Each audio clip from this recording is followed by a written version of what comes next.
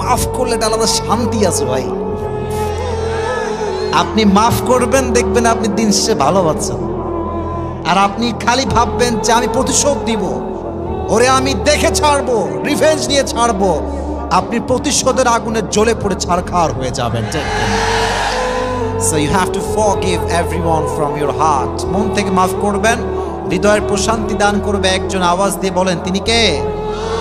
মাফ করা শিখবো। আর যুবকদেরকে বলবো তোমরাও মাফ করা শেখো। বেঈমানদেরকে তোমরা আল্লাহর জন্য ছেড়ে দাও, আল্লাহ ওদেরকে দেখে নেবে ইনশাআল্লাহ।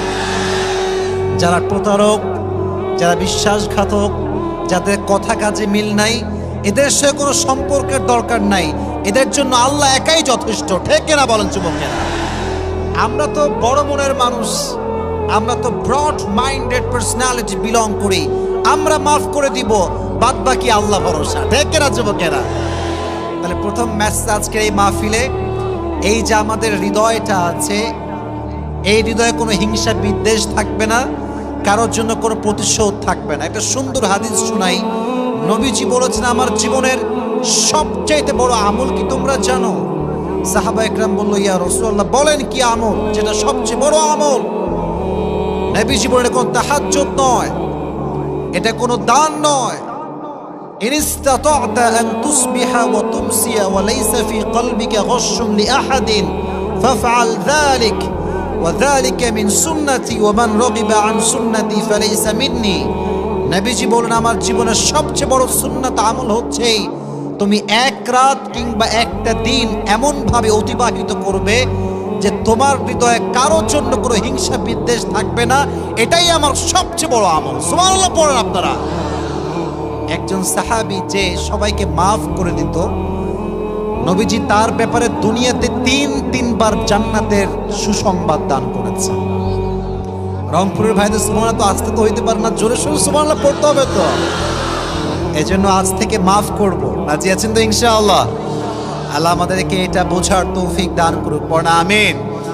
আর আসলে ভাই রাস্তাঘাটের ব্যাপার অনেক কষ্টে থাকি, জ্যাম, মারামারি, কত রকম যে ঝামেলা, তবুও যে আল্লাহ আমাদেরকে নিয়ে আসছে, কথা বলার সুযোগ দিয়েছে, আল্লাহ যেন এইভাবে বাংলাদেশের প্রত্যেকটা প্রান্তে প্রান্তে আমাকে কথা বলার সুযোগ দান করে। সকলে পড়া আমিন।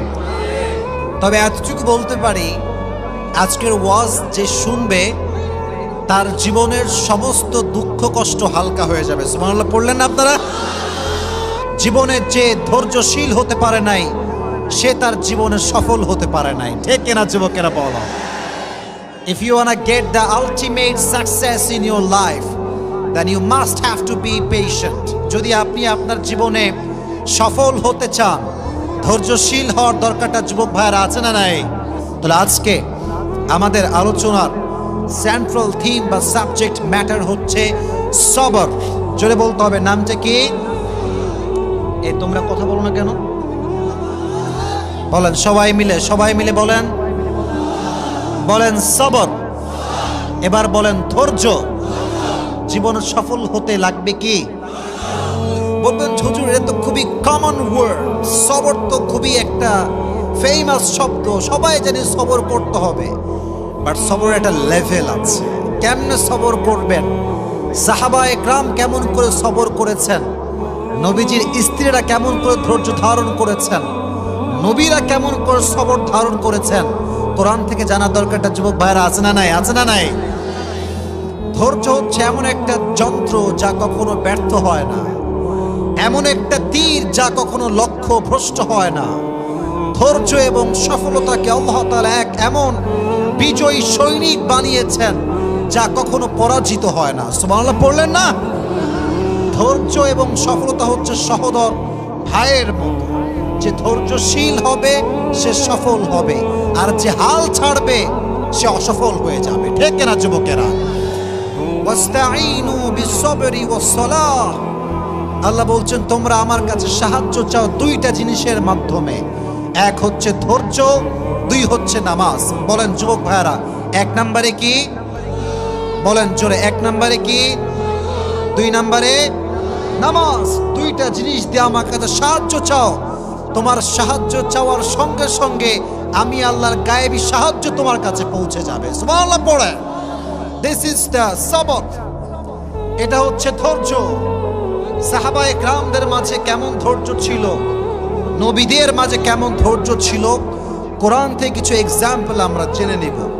আচ্ছা, এই বর্তমান সমাজে এমন কিছু লোক আছে না যে যখনই বলবেন ভাই কেমন আছেন, আর বললেন না ভাই, জীবনটা তামা তামা হয়ে গেল। বলে না বলে না বলে না বলে না। অনেক যুবক, কিরে বিয়ে হইল তোর, বিয়ে হয় না কেন? বলে কিসের বিয়ে মিয়া, ছাগা খেয়ে বেকা হয়ে গেছে। আমাদের কথার মাঝে কেমন যেন সবরের পরিচয়টা নাই। সবের যে হবে, ধৈর্যশীল যে হবে, যখনই তার সঙ্গে কেউ বলবে ভাই হাউ আর ইউ, কেমন আছেন, তার কোনো কথা ছাড়া সে প্রথমে বলবে আলহামদুলিল্লাহ। বলেন সবাই আলহামদুলিল্লাহ। কেউ যদি বলে তুমি কেমন আছো, ভাই আলহামদুলিল্লাহ অনেক ভালো আছি, এই যে বলবেন আমি ভালো আছি, আল্লাহ এতটা খুশি হয় বান্দার এই শুকরিয়ার কারণে যে আল্লাহ বান্দার সমস্ত দুঃখ কষ্টকে হালকা করে দেয়। সুবহানাল্লাহ পড়েন আপনার যুবক ভাইরা, সবাই সুবহানাল্লাহ পড়েন। এবার আসেন, অসুখে কেমন করে ধৈর্য ধারণ করবেন তার জ্বলন্ত প্রমাণ হচ্ছে আইয়ুব আলাইহিস সালাতু ওয়াস সালাম। ওয়া আইয়ুব ইয নাদা রাব্বাহু আন্নী মাসানি আয-যুররু ওয়া আনতা আরহামুর রাহিমিন। যখন আইয়ুবকে একটি রোগে ধরে বসলো, এদিকে তাকান আমার বডির দিকে, আইয়ুবের পা থেকে পচন শুরু হয়েছে, পা পচে গেছে, পেট পচে গেছে, অবস্থা খুবই খারাপ। এমন করে আসতে আসতে যখন জবান পর্যন্ত আসছে, আইয়ুব বলছে আল্লাহ সব নষ্ট হোক আমি রাজি আছি, বাট যে জবান দিয়ে তোমার জিকির করি এই জবান নষ্ট হলে আমি চুপ থাকতে পারবো না। সুবহানাল্লাহ পড়লেন না? তবে ধৈর্য কাকে বলে তিনি কোনো অভিযোগ করেন নাই যে আল্লাহ তুমি কি মানুষ পাইলে না, আমার মতো নবীকে তুমি এই রোগ দিয়েছো, তিনি বলেন নাই। তিনি বলেছেন ওয়া আইয়ুব إذ نادى ربه أني مسني الضر وأنت أرحم الراحمين। আইয়ুব আলাইহিস সালাতু ওয়াস সালাম বলছে আল্লাহ আমি তো রোগাক্রান্ত হয়ে গিয়েছি, আমি তো বিপদগ্রস্ত হয়ে গিয়েছি, এবং তুমি সবচাইতে দয়াময়। আওয়াজ দিয়ে বলেন তো তিনি কে? কথার ধরন দেখেন যে আল্লাহ আমি তো বিপদগ্রস্ত আর তুমি তো দয়াময়। এর অর্থ হচ্ছে আল্লাহ তোমার মতো দয়াময় সত্তা আমার মতো বান্দায় কষ্টে রাখতে পারে না। সুবহানাল্লাহ পড়লেন না? فاستجبنا له فكشفنا ما به من ضر وآتيناه أهله ومثلهم معهم رحمة من عندنا وذكرى للعابدين। আইয়ুব আলাইহিস সালাতু ওয়াস সালাম দোয়া করার সঙ্গে সঙ্গে আল্লাহ তাকে পরিপূর্ণ শিফায়ে আজরা কামেলা দান করলেন। অতএব অসুখ আসলে ধৈর্যহীন হবেন না, দোয়া করবেন একজনের কাছে। আওয়াজ দিয়ে বলেন তো তিনি কে? এবার আসেন, হাদিস শুরু করছি, কিন্তু আমার মনোযোগ আছে, আপনাদের থাকতে হবে। আমি আমার মানি ব্যাগটা একটু বের করছি, রংপুরে আসছি, আজকে পুরস্কার না দিয়ে গেলে আজকের মাহফিলটা আমাদের জমবে না। ঠিক কিনা যুবকেরা বলো? টাকা পয়সা একটু আগে বিকাশ থেকে তুলছি, নগদ টাকা পকেটে রাখা আছে, ঠিক আছে? তা আমার ওয়াজটা শুরু হয়েছে, আলোচনার মূল বিষয়বস্তু ছিল কি? সবাইকে বলতে হবে, বলেন কি ছিল? আমি যেই চ্যাপ্টারগুলো শেয়ার করব, যুবকেরা আমার আই কন্ট্যাক্ট খেয়াল করবে। যদি কোনো যুবক এগুলোকে শেষে গিয়ে দাঁড়িয়ে বলতে পারে আমার প্রশ্ন অনুযায়ী, তার জন্য আমি আজকে পুরস্কার দিয়ে যাব, স্পেশাল পুরস্কার। রাজি আছেন তো ইনশাআল্লাহ? তাহলে আইয়ুব আলাইহিস সালাতু ওয়াস সালাম অসুখে ভুগেছেন, ধৈর্য হারিয়েছেন না ধৈর্যশীল ছিলেন? ধৈর্যশীল থাকার কারণে তার দোয়ার বদৌলতে তাকে তার অসুখ থেকে মুক্তি দান করেছে একজন। আওয়াজ দিয়ে বলেন তিনি কে? এবার যুবকেরা সবাই বলেন তো আমার প্রিয় নবীর প্রথম যিনি স্ত্রী ছিলেন, মাশাআল্লাহ, নাম ছিল কি? রাদিয়াল্লাহু তাআলা আনহা। উনি কি আনম্যারিড ছিলেন না ডিভোর্স ছিলেন? ডিভোর্সড ছিলেন। উনি কুমারী নারী ছিলেন না। তো ওনার যে স্বামীগুলো মারা গেছে, প্রায় 2 থেকে 3টা স্বামী মারা গেছে। আমার বোনেরা বুঝবে, যার স্বামী খারাপ তার পুরো জীবনটার নাম হচ্ছে একটা জাহান্নাম, আর যার বউ খারাপ তার জীবনটার একটা নাম হচ্ছে জাহান্নাম। যুবকেরা ঠিক আছে কিনা বলো? খাদিজা রাদিয়াল্লাহু তাআলা আনহা যখন তার স্বামীগুলোকে হারিয়ে ফেললেন, she started to think that I will never ever get married again। উনি ভাবতে লাগলেন যে তাকাররারা খাদিজা আন্নাহা লান তাতাযাওয়াজা মাররাতান উখরা, উনি আর কখনো বিয়েই করবেন না, এটাই আমার শেষ, আমার স্বামী সব মারা গেছে, আমি কখনো বিয়ে করব না। তো দেখেন, এদিকে তাকান, হাদিসগুলো মনোযোগ দিয়ে শুনতে হবে। খালি ঠিক বেঠিক, ক্যামেরা নামাও, লাইট ঘটাও, এই করো সেই করো, এগুলোর নাম কিন্তু ওয়াজ না। আর মাথায় রাখবেন, একটা ওয়াজের সফলতা লোকের মাধ্যমে হয় না, যে লক্ষ লক্ষ যুবকের ঢল নেমেছিল না। This is not a success of lecture, this is not a success of ওয়াজ মাহফিল। মাহফিল তো সফল হবে তখন যখন আমার কথার দ্বারা আপনার জীবন পরিবর্তন হবে। Keep quiet and keep silent. Khadija রাদিয়াল্লাহু তাআলা আনহা একদিন ঘুমিয়ে আছেন, হঠাৎ করে স্বপ্নে দেখছেন চতুর্পাশ অন্ধকার, আমাবস্যার রাতের মতো অন্ধকার, বাট আকাশে একটা চাঁদ ঝলমল ঝলমল ঝলমল করছে। যখন তিনি তাকালেন আকাশের চাঁদের দিকে, দেখলেন যে আকাশের চাঁদটা কেমন যেন ভেঙে চুরে খাদিজার বুকের দিকে নেমে আসছে। আর যখন চাঁদটা জমিনে নেমে আসছে, এই আমাবস্যার রাত জ্যোৎস্নার মতো আলোকিত হয়ে গিয়েছে। সুবহানাল্লাহ। তো আসতে পড়লেন, জোরে সোরে সুবহানাল্লাহ পড়লেন না?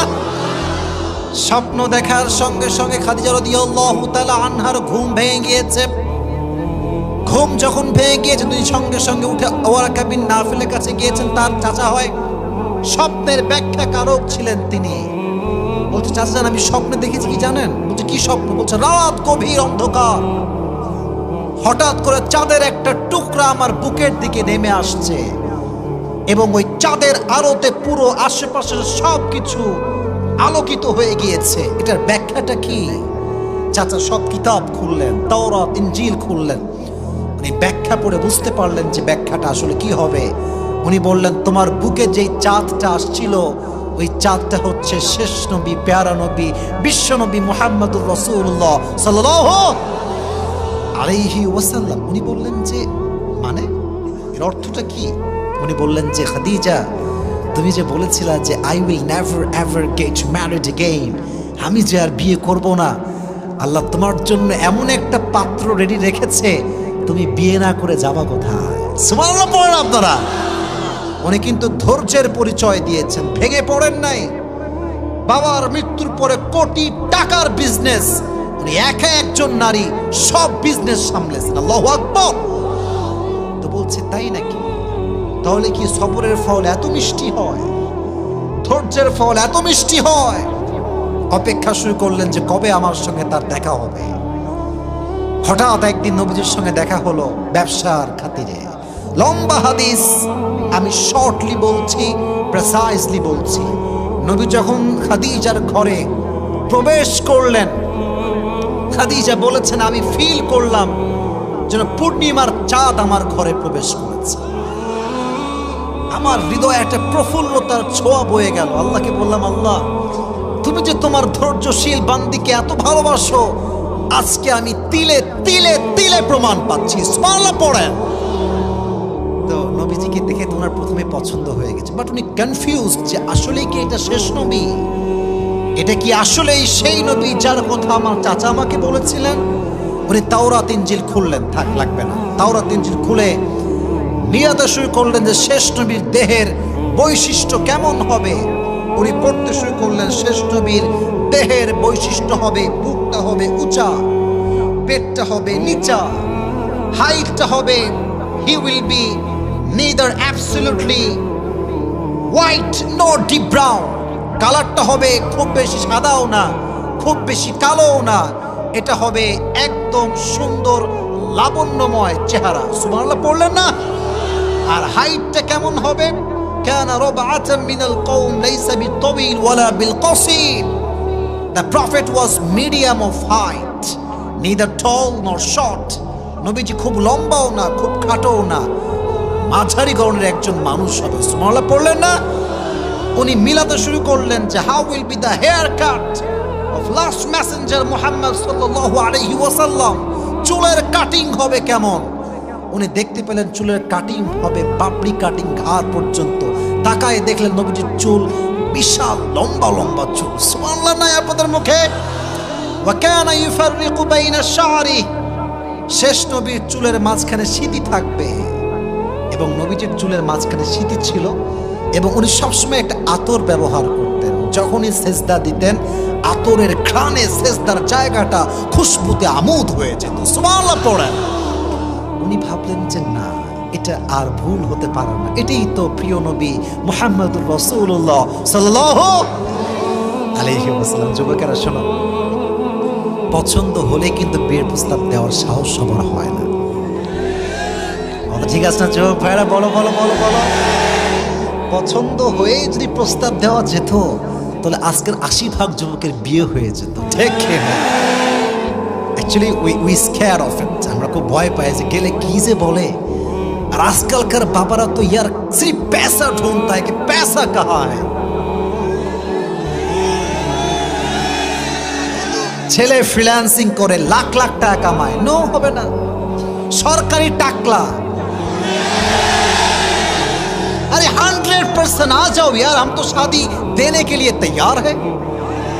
কিন্তু ফ্রিল্যান্সিং করে যুবক, জব করে যুবক, বিজনেস করে যুবক, দাম দিতে চায় না। সরকারি, খালি সরকারি থাকবে। আর সরকারি থাকলে মাথায় চুল আছে কিনা they don't care about it. এত আস্তে ঠিক বলে কিন্তু আমি অসুবিধা পারি। তো ওই হাদিসটা বলতে গিয়ে মনেই পড়লো, বলে ফেলবো সবাইকে। সেদিন নাটোরের একটা মাহফিলে বলছিলাম যে কোনো একজন যুবক ওই যে বাবা মেয়েকে বিয়ে দিয়েছে সরকারি টাকলার সঙ্গে, বলছে আব্বা জান এটা আপনি কি করলেন, কার সঙ্গে মেয়েকে বিয়ে দিলেন, इसके सर पे तो बाल नहीं है, মাথায় তো চুল নাই। তো আব্বা বলছে পাগলা কি করছিস, सर पे बाल नहीं है तो क्या हुआ, जेब में माल तो है ना। মাথায় চুল না থাকলে কি হবে, পকেটে টাকা থাকলে আমি রাজি আছি। কথা ঠিক না যুবকেরা? বলে না, রংপুর এরকম আব্বা জান নাই, আর থাকলেও আল্লাহ হেদায়াত দান করে। পড়া আমিন। তো খাদিজা কেমনে প্রস্তাব দিবে? ধৈর্যের পরিচয় তো দিয়েছে, লম্বা সময় বিবাহ করে নাই, সবর করেছে আল্লাহ কবে দিবে আমাকে life partner, the best life partner কবে আসবে। তো কেমনে বিয়ের প্রস্তাব দেওয়া যায়, এটা টেকনিক শিখে নাও। কাউরে ভাল লাগলে নিজে যাওয়ার আগে অন্য কাউকে পাঠাবা। যদি পরিস্থিতি ভালো মনে হয় তারপরে তুমি যাবা, না কিন্তু মায়ের কপালে আছে তোমার। তো খাদিজা রাদিয়াল্লাহু তাআলা আনহা নিজে প্রস্তাব দেন নাই, তার একজন বাদী ছিলেন, তার নাম ছিল নাফিসা। মুখস্থ হাদিস বলতে হবে কিন্তু। নাম ছিল কি? নাফিসাকে বলছে, নাফিসা শোনো, এই ব্যক্তিকে আমার বড্ড পছন্দ, আমি তাকে স্বামী হিসেবে গ্রহণ করতে চাই, বাট প্রস্তাব দেওয়ার সাহস নাই, please help me, I need your help, একটু সাহায্য করো আমাকে। বলছে তাই নাকি, আমি তো আপনার বান্দি, কোনো সমস্যা নেই, আমি যা বলবেন তাই রাজি আছি। চলে গিয়েছে। ট্রিক দেখেন, কথাগুলোর ধাঁচ বুঝবেন, খালি ঠিক বেঠিক বললেই হবে না। নবীজি বসে আছেন, নবীজির বয়স হচ্ছে 25 ইয়ার্স ওল্ড, 25 বছর। কত বছর? দাঁড়ায় থাকা ভাইরা কথা কয় না, বলেন না কত বছর? 25 বছর। নাফিসা আসছে, নাফিসা কিন্তু বয়স্ক মানুষ। এসে বলছে আসসালামু আলাইকুম। নবীজি বলছে ওয়ালাইকুম আসসালাম, কাইফা হাল, কি খবর? আলহামদুলিল্লাহ ভালো আছি। কি খবর, আসছেন কেন? বলছে আচ্ছা একটা প্রশ্ন করতে চাই, যদি মাইন্ড না করেন। নবীজি বলছে বলেন, আমি মাইন্ড করবো না, বলেন। আচ্ছা আপনার বয়স কত? বলছে বয়স তো ভালোই হয়েছে, 24 না 25 হয়ে গেছে। আচ্ছা 25 বছরের বয়স, বিয়ে করেন না কেন? বলছে কি বিয়ে করবো, টাকা পয়সার বড্ড অভাব। টাকা পয়সা কি বিয়ে করা যায়? আমার কোনো জব নাই, চাকরি নাই, তাই বিয়ে করতে পারছি না। But actually I am looking for religious girl, আমি দেখছি কোথায় ভালো মেয়ে পাওয়া যায়। তো নাফিসা বলছে তার মানে আপনার কাছে ল্যাকিং অফ মানি, রাইট? বলছে হ্যাঁ, lacking of money, lacking of job, business, আমি খুবই অভাবী একজন যুবক। আচ্ছা একটা কথা বলি, রাগ করবেন না তো? বলছে বলেন কি সমস্যা বলেন। বলছে আমার কাছে এমন একজন মেয়ে আছে যাকে বিয়ে করলে আপনার না লাগবে ঘর, না লাগবে মোহর, না লাগবে টাকা, না লাগবে খাওয়াইতে, আপনি তারে বিয়ে করবেন, তারে কিছু দেওয়া তো লাগবে না, লাগবেই না, বরং সেই আপনাকে সব কিছু দিয়ে দিবে। না সুবহানাল্লাহটা জোরে সোরে হয় নাই। নবীজি হি ওয়াজ জাস্ট শকড। কি এরকম মেয়ে কি এই যুগে পাওয়া যাবে? আদৌ কি পসিবল এটা? বলছে অবশ্যই পসিবল। বলছে মাসমুহা, তার নামটা কি? বলছে তার নাম হচ্ছে বিবি খাদিজা। সুবহানাল্লাহ পড়েন। সত্য কথা হচ্ছে নবীজি প্রথম দেখায় খাদিজাকে পছন্দ করেছেন। তো আগে থেকে হৃদয়ে একটা জায়গা আছে। উনি বললেন তাই নাকি, আমি তো আগেই রাজি, তবে একটা কাজ আছে, আমার একজন রিলেটিভ আছে, তার নাম হচ্ছে আমার চাচা আবু তালেব। নামটা কি? ওনাকে ছাড়া আসলে আমি বিয়েটা করতে পারবো না। তো ঠিক আছে, তাই হবে, নিয়ে আসেন চাচাকে। চাচাকে নিয়ে আসা হলো, ডিল ফাইনাল হয়ে গেল, বিয়ের দিন তারিখ ধার্য হয়ে গেল। নবীজি কি দিবে মোহর হিসেবে? কিচ্ছু নাই। আবু তালেব 20টা উট নিয়ে আসলেন। বলছে ইয়া খাদিজা, তোমাকে দেওয়ার মতো কোনো কিছু আমাদের কাছে নাই। You are the richest girl in Medina, তোমার মতো ধনাঢ্য নারী এ তল্লাটে কেউ নাই। 20টা উট দিলাম, যাও। খাদিজা 20টা উট নিয়েছেন, বাট বিয়ের পরে ওই 20টা উট মানুষের ওয়ালিমা হিসেবে আবার জবাই করে দিয়েছে। সুবহানাল্লাহ পড়ে বিয়ে হয়ে গেল। বাসর রাত যখন হলো, রাতের বেলা নবীজি এসেছেন ঘরে। খাদিজা বলছে ইয়া রাসূলুল্লাহ, ইয়া হাবিবাল্লাহ, যদিও বা তখন নবীজি নবুয়ত পান নাই, বাট ডেকেছেন ইয়া মুহাম্মদ, বা নবীকে ডেকেছেন। বলছেন যে শোনেন, আমি যে ধৈর্যশীল ছিলাম, সবর ছিলাম, এই একটা ধৈর্যের গুণের বিনিময়ে আল্লাহ আপনার মতো মানুষকে আমার জীবন সঙ্গী হিসেবে পাঠিয়ে দিয়েছেন। যুবক, তোমরা খুবই ডিপ্রেসড, আরে কবে বিয়ে হবে, পাই না কেন রে? আরে বেটা, ধৈর্যশীল হতে হবে। এমন একটা ভাগ্যে তোমার জুটবে যে তোমার ভাগ্যে তোমার বন্ধুরা আশেপাশেও নাই। ঠিক কেনা যুবকেরা? বল, ধৈর্যশীল হও। তোমার যে বন্ধুর বউটো আছে বলে কিরে তোর তো জীবনেও বিয়ে হবে না রে, তুমি বললো বেটা তুই খালি একটু থাম, এমন একটা বিয়ে করবো তুই আশেপাশে ভিড়ার সাহস পাবি না। ঠিক কেনা চুমকেনা? You must have to be patient. ধৈর্যশীল হবে যে তাকে উত্তম জীবন সঙ্গী দান করবে একজন। আওয়াজ দিয়ে বলেন তো তিনি কে? এবার আসেন, অভাবের ক্ষেত্রে কেমন করে ধৈর্যশীল হবেন, এটার জন্য প্রশ্ন করতে হবে। বলেন তো, নবীজির একজন মাত্র কলিজার টুকরা মেয়ে ছিল যার দ্বারা নবীজির বংশ বিস্তার পেয়েছে। রাইট রাইট রাইট, নাম বলেন। ফাতিমা রাদিয়াল্লাহু তাআলা আনহা, তার দুটি সন্তান ছিল, তার নাম ছিল কি? হাসান এবং হোসেন। এবার বলেন, হাসান এবং হোসেনের আব্বার নাম ছিল কি? সর্বনাশ, মারহাবা বলেন আপনারা সবাই। অডিয়েন্স দেখছেন আমার, সব কাট টু কাট জবাব দিচ্ছে। এরকম অডিয়েন্স থাকলেই তো ওয়াজ করে মজা পাওয়া যায়। ঠিক এরা যুবকেরা বল। দেখেন অভাবে ধৈর্যশীল কেমন করে হবে। এবং আমি ওয়াজটা এই জন্য করছি, হাজার হাজার যুবক আজকে রংপুরের মাটিতে আমরা এসেছি। Maximum people we are from middle class family. আমরা মধ্যবিত্ত পরিবারের সন্তান। তবে এটাতে আমাদের কোনো আফসোস নেই, আক্ষেপ নেই। নবীজির হাদিস আছে, গরিবরা বড়লোকের চাইতে 500 বছর আগে জান্নাতে প্রবেশ করবে। Are you happy? Are you happy? আজ থেকে এটা প্রাউড ফিল করে বলবেন যে আরে বেটা, আমি গরিব হতে পারি, আমি মধ্যবিত্ত পরিবারের সন্তান হতে পারি, বাট আমি আল্লাহর কাছে একজন প্রিয় বান্দা। সুবহানাল্লাহ পড়ে। তো একদিন আলী রাদিয়াল্লাহু তাআলা আনহু এবং ফাতেমার ঘরে এত অভাব দেখা দিল, 3 দিন যাবত কোনো রান্না নাই। এবার আলী রাদিয়াল্লাহু তাআলা আনহু বড্ড ক্ষুধার্ত হয়ে গেলেন। ডাক দিয়ে বললেন, ইয়া ফাতেমা, তোমার আব্বার কাছে যাও, গিয়ে কিছু চেয়ে নিয়ে আসো আমার জন্য। আব্বার কাছে যাও, আমার জন্য কিছু খাবার চেয়ে নিয়ে আসো। ফাতেমা রাদিয়াল্লাহু তাআলা আনহা বাধ্য হয়ে বের হয়ে গেলেন, বাবার কাছে গেলেন। ডাক দিয়ে বলছেন, আব্বা জান, ইয়া রাসূলুল্লাহ, ইয়া হাবিবাল্লাহ, 3 দিন যাবত বাসায় কোনো রান্না নাই, আমাদের কিছু দান করেন। এবার নবীজি ধৈর্যের পরীক্ষা নেওয়া শুরু করছেন। বলছে, ইয়া ফাতেমা, এই তোমরা কই যাও? বসো, এখানে বসো, কোনো বিশৃঙ্খলা করবে না, খবরদার। বলছে, ইয়া ফাতেমা, শোনো, আমার কাছে 5টা দোয়া আছে আর 5টা বকরি আছে। Which one you wanna take? তুমি কোনটা নিবা? ধৈর্যের পরীক্ষা। ফাতেমা বলছে, আব্বা জান, আমার 5টা বকরি লাগবে না, আমাকে 5টা দোয়া শিখাই দিলেই আমি খুশি। যারা সুবহানাল্লাহ পড়লেন না, তা দোয়াগুলো আপনারাও পাঠ করেন, সকলেই বলেন, ইয়া আউয়ালাল আউয়ালিন। না, এটা আসতে হয়ে গেছে। ইয়া আউয়ালাল আউয়ালিন, ইয়া আখিরাল আখিরিন, ইয়া যাল কুওয়াতিল মাতিন, ইয়া রাহিমাল মাসাকিন, এবার জোরে সোরে সকলেই পড়েন ইয়া আরহামার রাহিমিন।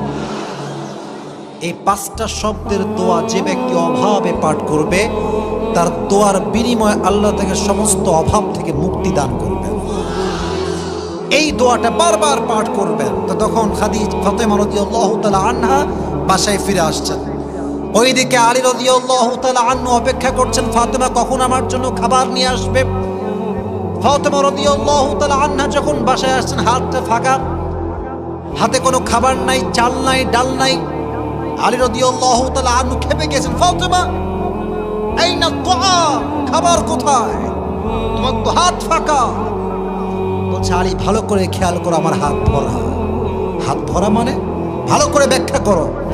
বলছে আলী যাহাবতু লিদ-দুনিয়া ওয়া জিতু বিল আখিরাহ, আমি তো আমার আব্বাজানের কাছে দুনিয়া চাওয়ার জন্য গিয়েছিলাম, আমার আব্বা পুরো হাত ভরে আমাকে আখিরাত দিয়ে ফেরত পাঠিয়ে দিয়েছে।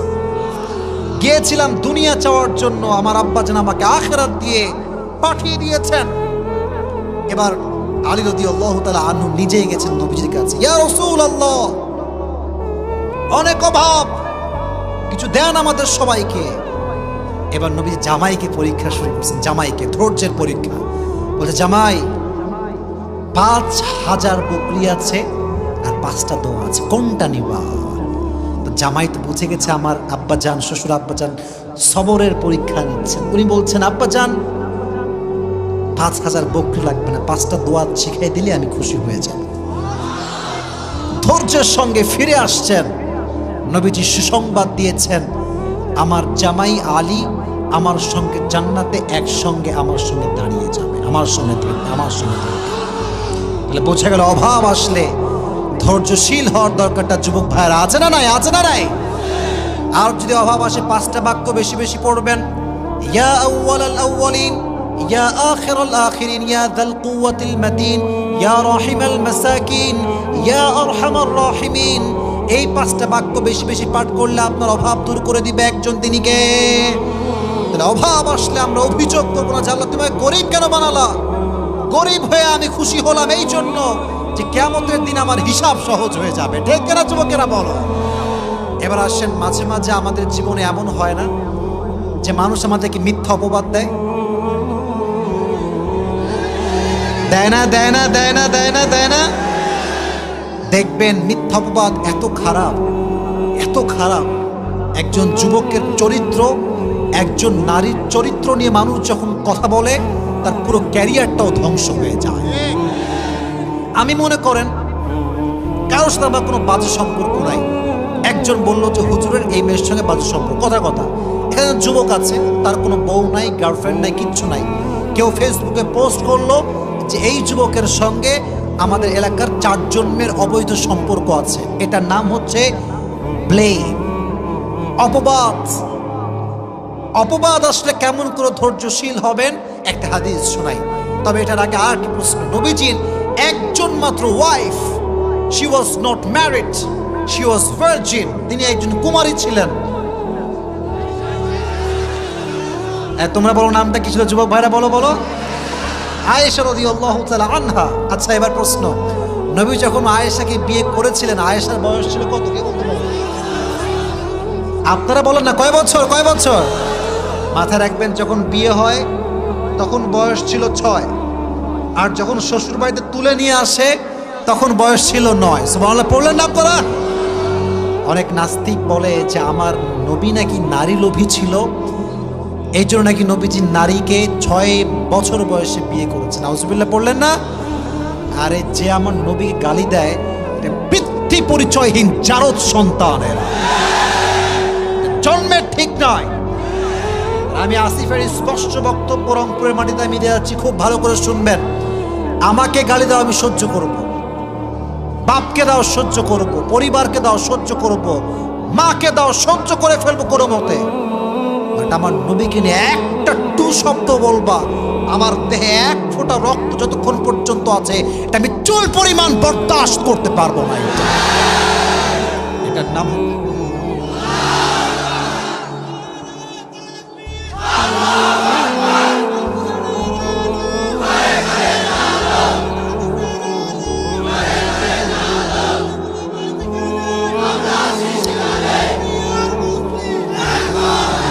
আমাদের এই স্পষ্ট কথা, আমাদের এই স্পষ্ট কথা, নবীকে আমরা ভালোবাসি। নবীকে কেউ কটাক্ষ করে ও নাস্তিক বাজে কথা বলবে আর মুসলমান ঘরের সন্তান আমরা চুপ থাকবো, এটা কোশ্চিন কালও সম্ভব হতে পারে না। প্রয়োজনে আমরা জীবন দেব, রক্ত দেব, নবীর ইজ্জতকে আমরা রক্ষা করে ছাড়বো, ঠিক কিনা? আম্মা জান আয়েশা রাদিয়াল্লাহু তাআলা আনহাকে বিয়ের পর নবীজি একদিন সফরে গেলেন ঘোরার জন্য। মাঝে মাঝে বউ কিনে আমরা কক্সবাজারে ঘুরতে যাই না, এত সুবিধা হয়ে গেছে। এখন তো ট্রেন চালু হয়ে গেছে যুবকেরা, এখন প্লেন আছে, রাজশাহী থেকেও প্লেন আছে, আবার ঢাকার থেকে কক্সবাজার সোজা ট্রেনে আপনি যাবেন, একদম পুরো কক্সবাজার আপনাকে নিয়ে চলে যাবে। তো মাঝে মাঝে বউ কিনে ঘুরবেন। এই স্বামীরা আজকাল এমন খ্যাত, কিচ্ছু বোঝে না। আর এমন অনেক স্বামী আছে সারা জীবনে বউকে একবার আই লাভ ইউ বলে নাই। এরকম স্বামী আছে না নাই? আছে না নাই? তো নবীজি আয়েশাকে নিয়ে মাঝে মাঝে ঘুরতেন।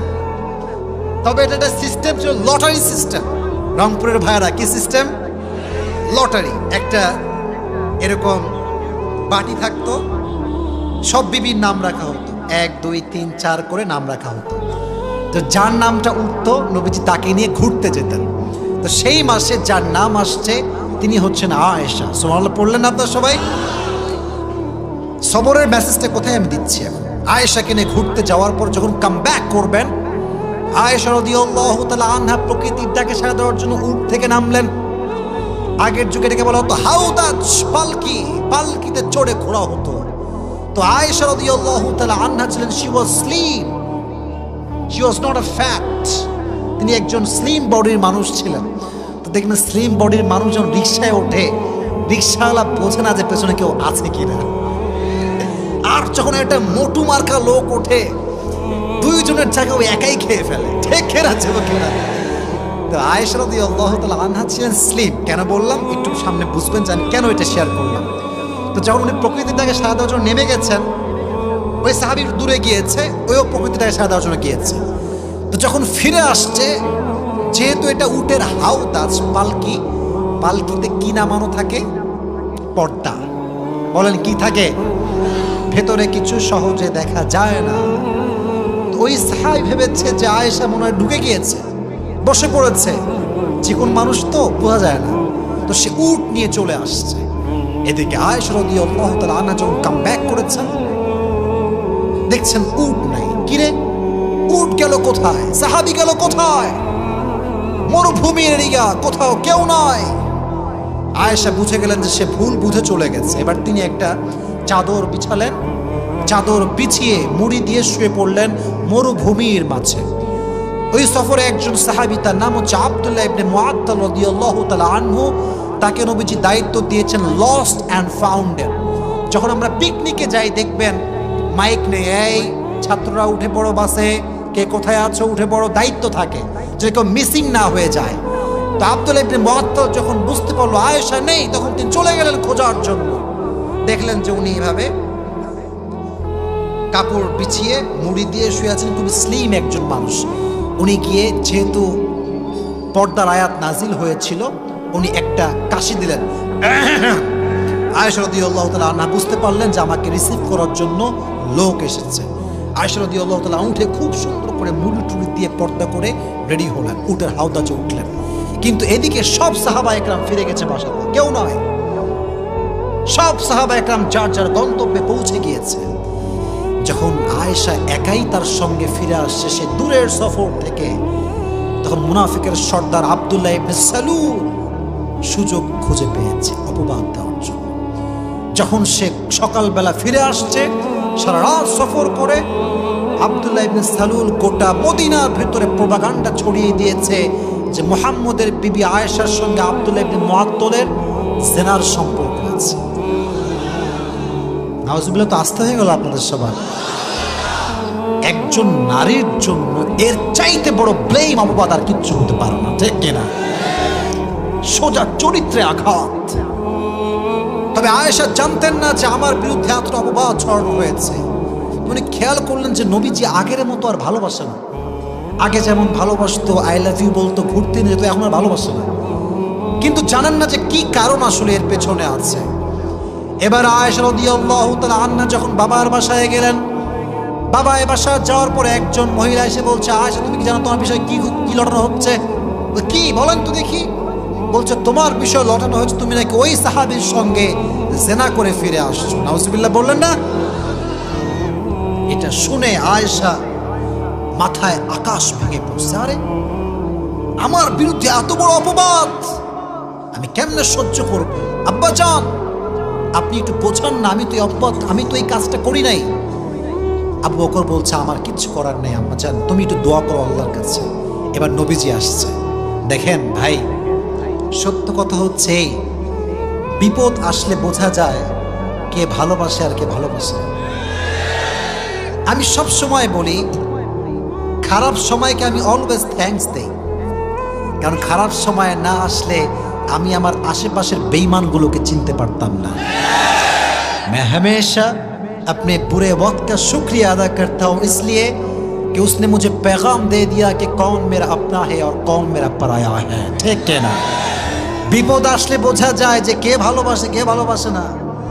যখন তোমার টাকা পয়সা আছে সবাই বলবে I love you, I really love you from my heart. আর যখন তুমি শূন্য হতচ্ছাড়া হয়ে যাবা, ওই ভালোবাসার মানুষগুলো তুমি হারিকেন দোয়ার খুঁজে পাবা না। ঠিক কিনা বল? তো নবীজি এসে বলছে, আয়েশা শোনো, তুমি কি সত্যি এই কাজ করেছো? যদি করে থাকো তুমি তওবা করে নিও। এই কথা শুনে আয়েশা এত কষ্ট পাইছে। এদিকে তাকান, আয়েশা দাঁড়িয়েছিলেন, নবীর এই কথা শুনে এমনি বসে গেছে। নবী হে, ইউ ডোন্ট বিলিভ মি? আপনি আমাকে বিশ্বাস করেন না? আমি তো এই কাজ করি না, আমি তো আশেপাশেও নাই। নবীজি বলছে আচ্ছা আচ্ছা কোনো সমস্যা, তুমি তওবা করে নিও, তওবা করে নিও। তো আয়েশা বলছে নবী অপেক্ষা করেন, যার কেউ নাই তার আছে কে? যার কেউ নাই তার আছে কে? অপেক্ষা করেন, আমি ধৈর্যশীল হলাম। আয়েশা অপবাদ পেয়ে ধৈর্যশীল হলেন। আয়েশার চরিত্রকে নিষ্কলুষ প্রমাণ করবার জন্য, আয়েশা যে চরিত্রবান নারী, চরিত্রহীন নারী নয়, পবিত্র নারী, এটার ঘোষণা করবার জন্য আল্লাহ কোরআনে আয়াত নাযিল করে দিলেন। ধৈর্যশীল হও, তুমি ধৈর্য ধারণ করো। যে তোমাকে ব্লেম দিচ্ছে, অপবাদ দিচ্ছে, আল্লাহ তাকে এমন শিক্ষা দিবে আগামীকাল সে তোমার পা ধরে ক্ষমা চাইতে বাধ্য হয়ে যাবে। ঠিক কিনা? Wait for the right time. অপবাদ দিলে you don't need to explain yourself who you are and where you came from, just wait for the right time. সময় মানুষকে বলবে যে তার পরিচয় আসলে কি। ঠিক কিনা যুবকেরা বলো? অপবাদ আসলে আমরা ধৈর্যশীল হব, আয়েশা রাদিয়াল্লাহু তাআলা আনহার মতো। এখন কথা হচ্ছে ভাই, সবরের হাদিসের কোনো শেষ নাই, অনেক হাদিস আছে। আমাকে বলা হচ্ছে 12:30টার মধ্যে শেষ করতে হবে। আচ্ছা আমি যদি আরো 5টা মিনিট ওয়াচ করি আপনারা কি বিরক্ত হয়ে যাবেন নাকি? তবে এতটুকু শুকরিয়া জানাই যে আপনাদের মতো অডিয়েন্স পাওয়া হচ্ছে একজন সৌভাগ্যবান ব্যক্তির বিষয়। এরকম অডিয়েন্স পাওয়া খুবই মুশকিল। আর আপনাদের যে সাউন্ড, এটা বারবার প্রমাণ করে রংপুরের সন্তানরা সব বীর পুরুষের সন্তান আমার সামনে বসে আছে। রংপুর মানে হচ্ছে একটা ইতিহাস। আমি এর আগে একবার রংপুরে আসলাম, বুড়ির হাট না কোথায়, আমি দেখেছি যুবকদের যে ভালোবাসা এ টাকা দিয়ে কিনে পাওয়া যায় না। ঠিক কিনা বলো যুবক? তো এই ভালোবাসা আপনারা আজকে আবারও প্রমাণ দিয়েছেন। তবে প্রমাণ হবে তখন, আমি একটা শেষ হাদিস বলবো, এটা বলে আমি আবার রিপিট করব, যে বলতে পারবে তাকে পুরস্কার দিয়ে দোয়া করে আমরা বাসায় যাবো। রাজি আছেন তো ইনশাআল্লাহ? ওই একজন কয়ে যাবে, যে একজন মাত্র রুমালওয়ালা, have a seat, sit down, বসে পড়ো। यार कहाँ जा रहा है यार ये? बैठ जाओ, হয়ে যায়, বসো। হ্যাঁ এই তো বসছে। আচ্ছা মাশাআল্লাহ। শুনুন, দুই একজন লোকের ওয়াশরুমের চাপ লাগতেই পারে, it's not a big deal, but একটা মাথায় রাখতে হবে, আজকের বেশিরভাগ শ্রোতা আমাকে দেখার জন্য আসে নাই, কোরআনের তাফসীর শুনবার জন্য তারা এসেছে। যারা শুধুমাত্র বক্তার চেহারা দেখার জন্য আসে তারা 12:30 পর্যন্ত থাকে না। তো আজকের এই জনগণ, কোরআন প্রেমিক জনগণ আমার সামনে বসে আছে। ঠিক কিনা যুবকেরা? অপবাদ দিলে কি আমরা ভেঙে পড়বো না ধৈর্যশীল হব? তোমাকে তোমার বন্ধু বলবে কিরে কয়টা গার্লফ্রেন্ড তোর, বলবি ভাই না, এগুলো আছে, তোর আছে আমি জানি। তোমার ব্যাখ্যা তোর কোনো প্রয়োজনে, তোর যা মন চায় তুই ভাব, আমার আল্লাহ জানে যে আমি কেমন। ঠিক ঠিক কিনা যুবকেরা? এবার আসেন আরেকটা হাদিস, এবং এটা হচ্ছে আমার শেষ হাদিস। এটা শুনিয়ে আমি আমার আজকের ওয়াজের ইতি টানবো। তবে আমি চাচ্ছি শেষ হাদিসটা এতক্ষণ যেমন মনোযোগ ছিল, শেষ হাদিসে মনোযোগ থাকবে তো ইনশাআল্লাহ। এবার আসেন একটা শেষ হাদিস বলছি। বলেন তো কোরআনে একজন নবীর নাম আছে যেই নবীকে মাছ তার পেটে নিয়েছিল? কোরআনে এই নাম আছে না নাই? মাশাআল্লাহ। ইউনুস আলাইহিস সালাম যখন মাছের পেটের ভিতরে, ওখানে কোনো মন্ত্রী টেলিফোন চলবে? হ্যাঁ, এটা আমার লোক রে, ছেড়ে দে, চলবে এটা কি? সমুদ্রের নিচে কোনো কানেকশন আছে কি? গ্রামীণ ফোনের বাংলালিংকের কানেকশন আছে, রবির কানেকশন আছে নাকি? ওখানে কানেকশন আছে এক সত্তার, তিনি কে? আল্লাহর কানেকশন আছে। উনি বললেন, আল্লাহ আমি তো শেষ, I am in danger and you are the most merciful, the most gracious, the most kindful. আমি পড়ছি বিপদে, তুমি তো দয়াময়, দেখো না।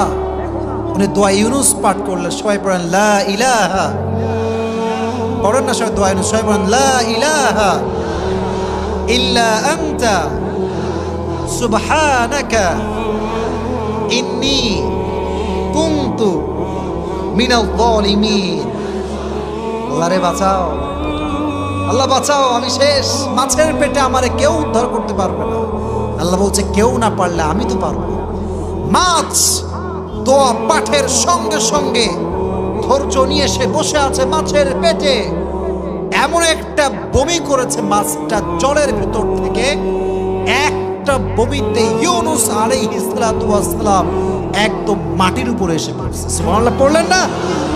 এই যে ইউনুসকে মাছের পেট থেকে রক্ষা করেছেন ধৈর্যের কারণে একজন, তিনি কে? বলেন না, বলেন না, বলেন না। বিপদে আপদে দোয়া ইউনুস বেশি বেশি পাঠ করবেন, দেখবেন আপনার সমস্ত বিপদ আল্লাহ হালকা করে দিবে। রাজি আছেন তো ইনশাআল্লাহ? তাহলে আজকের ওয়াজের সারাংশ, summary of the lecture is, in every kind of situation you must have to be patient. There is no alternative way of sabr. If you want to get the ultimate success in your life, then there is no alternative way of sabr. যে ধৈর্যশীল হয়েছে তার সফলতা আল্লাহর পক্ষ থেকে চূড়ান্ত হয়ে গিয়েছে, ঠিক কিনা? তো জীবনের প্রতিটা ধাপে ধাপে ধৈর্যশীল হওয়ার দরকারটা যুবকরা, আব্বাজানরা আছে না রাই? তাহলে এবার আসেন, আমি আমার ওয়াজ পুরোটা রিপিট করছি, what ever I have said before. তাকবীর দেন সবাই, লিল্লাহি তাকবীর। হাত কোথায়? লিল্লাহি তাকবীর। আল কোরআনের আলো, আল হাদিসের আলো। মাশাআল্লাহ। এবার আমাকে শুধু জবাব দিবেন আমি যা প্রশ্ন করি, তারপরে একজন যুবককে আমি দাঁড় করাবো যে আমাকে পুরস্কার নেওয়ার জন্য সহযোগিতা করবে, তাকে পুরস্কার দেওয়ার জন্য। আছেন ইনশাআল্লাহ? আজকে আমাদের আলোচনার সেন্ট্রাল থিম বা সাবজেক্ট ম্যাটার ছিল সবর। বলেন, নাম ছিল কি? This is Arabic word. Bangla হচ্ছে ধৈর্য, ইংলিশ হচ্ছে পেশেন্স। ধৈর্যশীল হতে হবে, মাথা রাখবেন। পেশেন্ট মানে ধৈর্যশীল, আবার পেশেন্ট মানে কিন্তু রোগীও হয়। কথা ঠিক আছে না? বলবেন যে হুজুর দুইটা শব্দের অর্থ একই হচ্ছে, পেশেন্ট মানেও রোগী, পেশেন্ট মানে আবার ধৈর্যশীল। এখানে বুঝতে হবে রোগী মানে হচ্ছে ধৈর্য ছাড়া আর কোনো গতি নাই। ঠিক আছে না যুবক ভাইরা? বলো বলো। আপনার সবাই শায়েখ আহমদুল্লাহ হুজুরের নাম শুনছেন না? সেদিন তিনি বললেন যে আমি মেডিকেলে ছিলাম, আমার একটা অপারেশন হবে, তো আমি খুব টেনশন যে মনে হয় আমি আর বাঁচবই না, সব ডাক্তার আমাকে ঘিরে আছে। তো একজন নার্স আসছে, বলছে যে হুজুরের কি হয়েছে? তো আরেকজন নার্স বলছে হুজুরের এই রোগটা হয়েছে। তো বলছে কি এই রোগ? এটা কোনো রোগ হইল? এত ভয় পাচ্ছে ওই লোকটা। তো শায়েখ আহমদুল্লাহ এটা শুনে এত লজ্জা পাইছে যে আমি এত ভয় পাচ্ছি, আর এ কয় কোনো রোগই না। বলছে আমাকে চিকিৎসা করে যেই পরিমাণ তারা সুস্থ করতে পারে নাই, একটা কথায় আমি তার চেয়ে বেশি সুস্থ হয়ে গেছি। তার মানে কি জানেন? রোগী যে হবে তার ডিপ্রেসড হওয়া যাবে না, হতাশ হওয়া যাবে না। যত সহজে নিবেন জীবন তত সহজ হয়ে যাবে। যত কঠিন করবেন জীবন তত বেশি কঠিন হয়ে যাবে। ঠিক কেনা চোখে